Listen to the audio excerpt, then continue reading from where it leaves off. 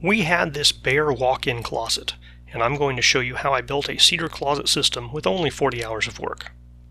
It will be a multi-part video, and I'm ending this first video after installing the upper shelves, so if you are just looking to make some shelves, this video will cover that for you. Make sure you paint and trim inside your closet before doing the install work. Then make a rough plan to figure out how many shelf bays and hanging rods you want and the general layout, and make sure you get approval from everyone who will use the closet. Don't forget to include the thicknesses of the boards when calculating your total height, and keep in mind that dimensional lumber measures less than its stated size.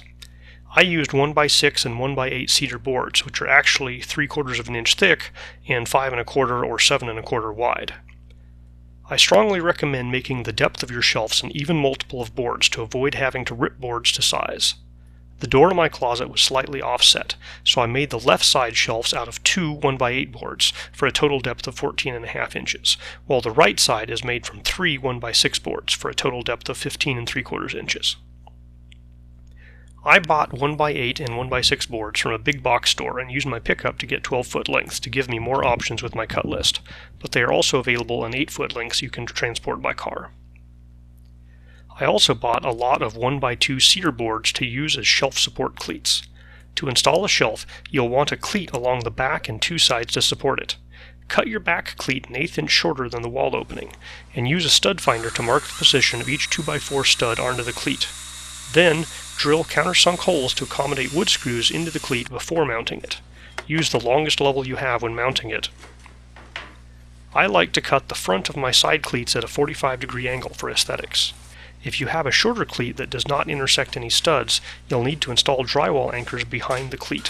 Hold the cleat up, drill through it to mark the specific locations, then install the drywall anchors into these holes so that they will match exactly the holes in your cleat.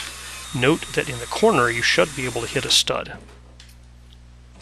If you are installing a single shelf, you can just cut boards to length and set them on top of the cleats. If you have a long run like this and are not going to be putting uprights under the shelf, you will also need some brackets to support them in the middle. I chose to glue my shelf boards together into a single shelf, but this is optional, and it's much easier with 2 boards instead of 3.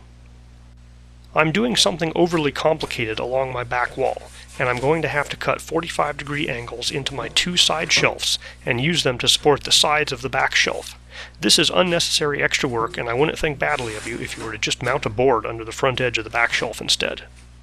I made use of both a table saw and a jigsaw to cut the 45-degree angles on the different sides, as well as a compound miter saw for the back shelf boards. It took me a lot of trial and cutting to get them almost perfect. In my next video, I will show adding upright supports that also act as walls for my closet bays and hold up shelves and hanging rods.